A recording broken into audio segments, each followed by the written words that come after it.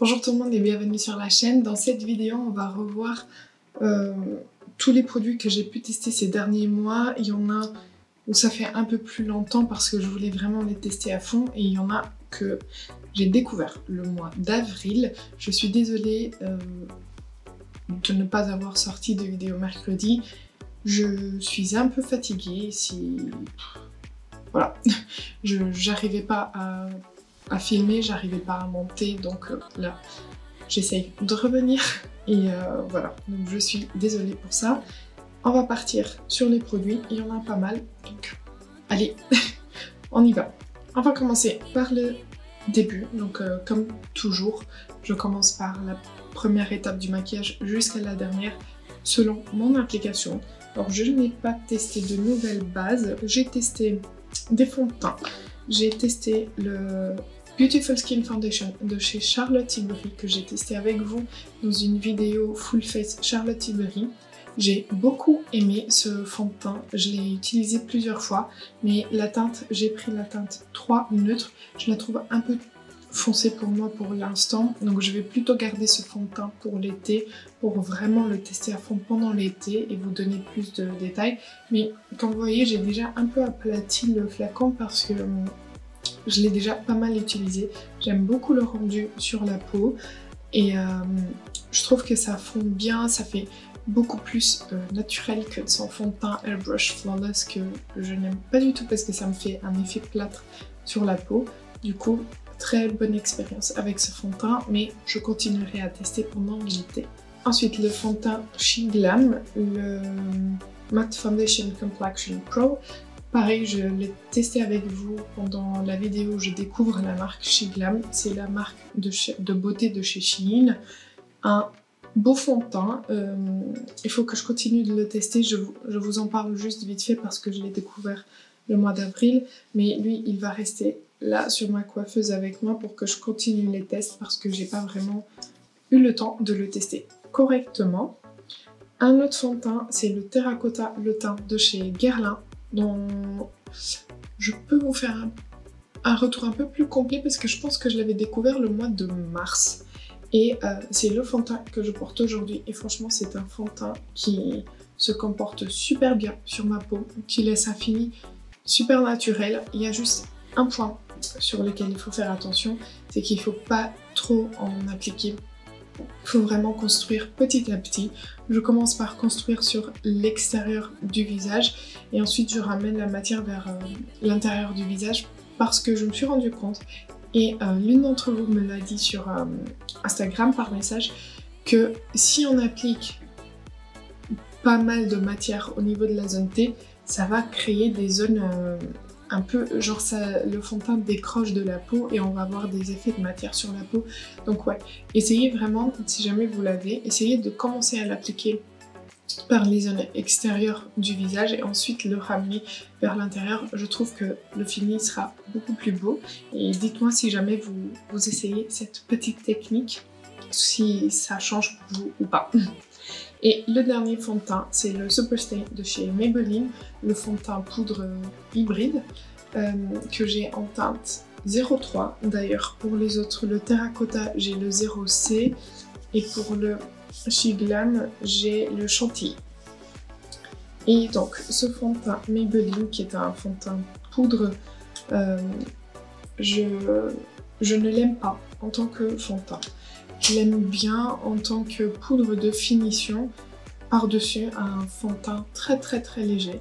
Par exemple, si j'applique l'Accord Parfait Nude de chez L'Oréal qui va avoir un fini très léger, très fondu à la peau et que j'applique ça par-dessus, j'aime bien le rendu parce que du coup ça va rajouter un peu de couvrance, mais tout seul j'aime pas du tout. Ça fait une peau super sèche sur moi et bon, voilà, c'est tout. Je l'aime pas en tant que fond de teint, en tant que poudre de finition, ça ne me dérange pas de l'utiliser. Ensuite, des anti-cernes, j'en ai testé deux avec vous. J'ai testé le Beautiful Skin Gradient Concealer de chez Charlotte Tilbury que j'ai dans la teinte 3 Fair. Alors, niveau texture, j'aime bien. Niveau formule, j'aime bien. C'est celui que j'ai appliqué aujourd'hui et c'est celui que j'ai appliqué ces derniers jours pour vraiment pouvoir vous donner une bonne revue, enfin une revue de qualité. Et j'aime beaucoup comment il tient dans la journée, comment il évolue dans la journée. Par contre, il montre vraiment il y a vraiment des paillettes à l'intérieur et on le voit avec la lumière du soleil principalement.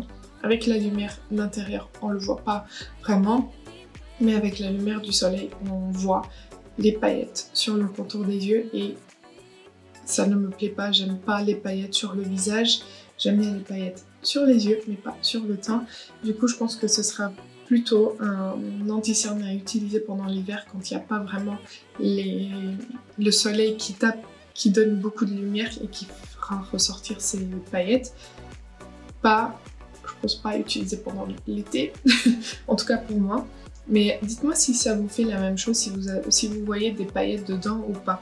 Ensuite, l'anti-cerne de chez Shiglam, c'est, je sais pas, l'anti-cerne en teinte Wiped Cream, qui se présente comme ceci. Niveau texture, c'est très bien, il ne bouge pas du tout une fois qu'il est sec, mais la teinte est trop claire pour moi, donc il faut que je le mélange un peu à peut-être un correcteur de cerne, pour un correcteur de couleur, pour que ça fonctionne bien, parce qu'il est vraiment trop clair. Je pense que vous le voyez, pour une fois j'ai quelque chose de très clair, mais voilà, j'aime beaucoup la texture, mais pareil, je vais le laisser avec le fond de teint chez Glam ensemble ici sur ma coiffeuse pour que je continue de tester. Comme ça, je pourrais vous revenir dessus avec une opinion plus construite. Ensuite, on passe aux poudres. On en a deux. On a la Airbrush Brightening Flawless Finish de chez Charlotte Tilbury, qui se présente comme ceci. Et c'est une poudre que j'adore, pas juste pour le contour des yeux, mais aussi pour tout le teint. J'aimais déjà sa version originale, et là, j'aime beaucoup celle-ci aussi, parce qu'elle va matifier, mais elle va laisser la lumière naturelle du teint transparaître. C'est vraiment un fini soft matte, un fini mat, mais avec une petite lumière très naturelle et très belle qui fait une peau en bonne santé. Donc voilà, c'est la poudre que j'ai appliquée aujourd'hui. Elle fait pas d'effet de matière par-dessus le maquillage, elle fait pas de zone de sécheresse. Je l'aime beaucoup. Et l'autre, c'est le duo de poudre de chez Shiglam. Donc duo, pourquoi? Parce qu'on a une poudre compacte en haut et on a une poudre libre en bas. La poudre compacte, je l'adore pour le contour des yeux. Elle va fixer elle va figer vraiment l'anti-cerne. L'anti-cerne ne va pas bouger. La poudre libre, un peu moins fan, avec en l'ayant utilisée avec d'autres fonds de teint, avec d'autres produits sur la peau, je me suis rendu compte elle fait un peu un effet trop poudré et on voit des zones de sécheresse apparaître au cours de la journée. Donc mitigée là-dessus, mais pour la poudre compacte, j'aime beaucoup pour le contour des yeux. Ensuite, les bronzers Pat McGrath. J'avais fait une revue avec vous juste sur ces bronzers, donc il y a une vidéo dédiée à ces bronzers. J'ai pris la teinte Nude Honey et Naked Desire et je vous avais dit pendant cette vidéo que je savais pas trop encore, mais franchement la texture de ces bronzers, elle est juste magnifique. Je trouve que ça ressemble énormément au blush de chez Too Faced, les nouveaux blushs. C'est une poudre tellement fine qui se travaille tellement bien sur la peau. Et vous pouvez l'utiliser sur une peau poudrée ou sur une peau encore pas poudrée. Ça fonctionne super bien. Ça n'accroche pas plus à un endroit que l'autre. Ça se fond bien à la peau, ça s'estompe bien. C'est impossible de se rater avec ces bronzers. Et pour le coup, je préfère la teinte Naked Desire qui va être un peu plus froide, alors que la Nude Honey va être un peu plus chaude. Et franchement, depuis que j'ai découvert ces bronzers, je n'utilise que ça. C'est tellement facile à utiliser. Je vais vous montrer et je pense que vous allez comprendre pourquoi je vous dis que je préfère la teinte Naked Desire. Donc on a Naked Desire et ici Nude Honey. Naked Desire c'est la plus claire, mais du coup qui va être un peu plus froide, alors que la Nude Honey est plus chaude. Et vous voyez que dans la Naked Desire, on voit quasiment plus la petite couronne de Pat McGrath. Parce que je l'utilise vraiment tous les jours et que j'adore le rendu et j'adore la tenue. Franchement, c'est un beau bronzer. Et voilà, c'est tout. Ensuite, on a encore un bronzer. C'est le bronzer de chez SheGlam que j'ai pris en teinte Dawn Glow et que j'aime un peu moins parce que la teinte est trop orangée pour moi, vous voyez.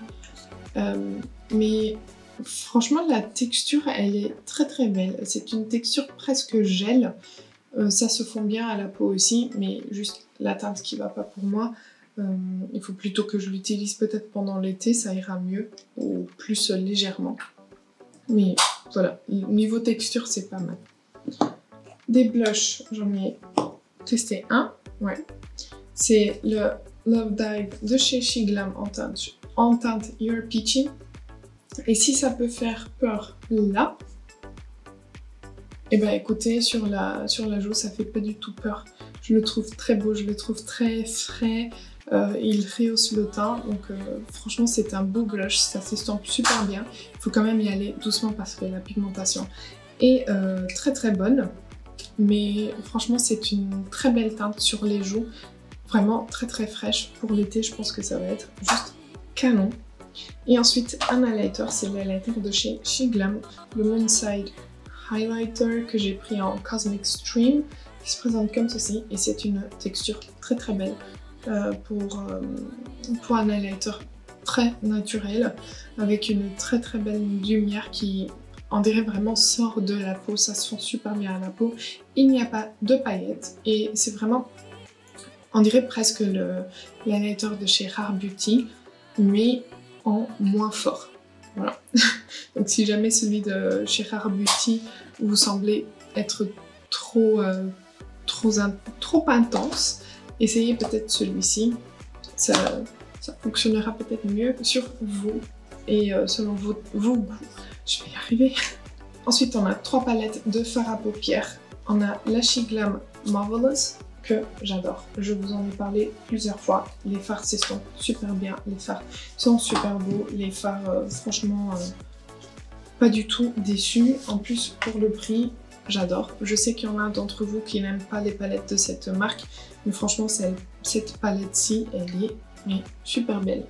Ensuite, on a la Sea Talk de chez Auden's Eyes qui se présente comme ceci. Et c'est la palette que je porte aujourd'hui sur les yeux. C'est une palette que j'adore, vraiment pour faire plein de looks différents. Elle est juste parfaite. On a du bleu, on a du taupe, on a du neutre.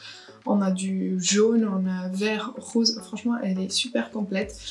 Et on a aussi la Flora Story Palette qui était celle qui me donnait le plus envie sur les photos, qui se présente comme ceci. On est du coup plutôt sur des violets et des verts, mais franchement je me retourne beaucoup plus vers la Sea Talk parce que je la trouve plus versatile que sur la Flora qui reste plus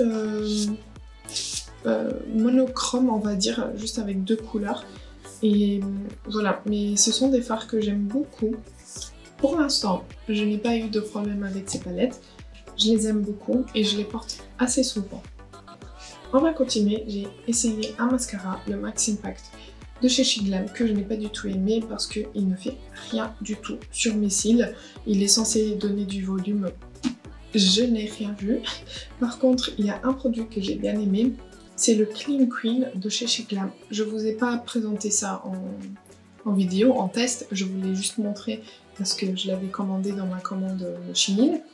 Et c'est un produit qui va enlever le mascara. Donc on se démaquille et parfois il y a des petits restes de mascara qui restent et c'est compliqué de l'enlever juste avec du démaquillant. Donc ce produit, c'est un genre de huile.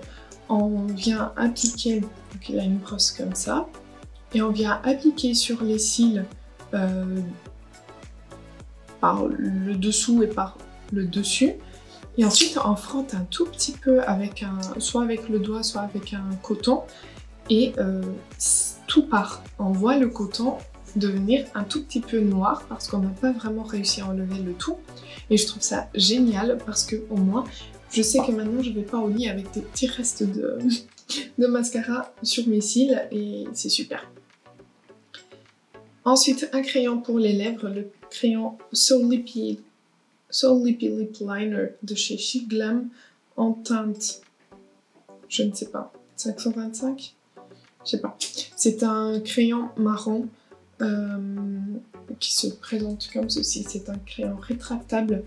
J'ai bien aimé la texture, c'est assez crémeux, mais je n'ai pas trop aimé la tenue sur les lèvres. Je trouve qu'il s'estompe plus vite que d'autres crayons. Après, on peut pas comparer au niveau des prix, mais voilà, je m'attendais à quelque chose d'un peu plus tenace et pas au niveau de la tenue, c'est pas top.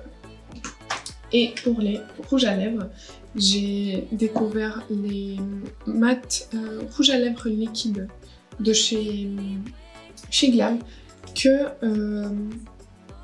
je trouve ressemble un peu à la texture des Rare Beauty, les lips soufflés, mais je trouve qu'ils vont tenir moins longtemps, ils vont laisser une petite couleur une petite teinte sur les lèvres, mais c'est pas le même confort. Après, oui, c'est pas le même prix, mais ce n'est pas un vrai dupe des Rare Beauty. Je préfère quand même les Rare Beauty.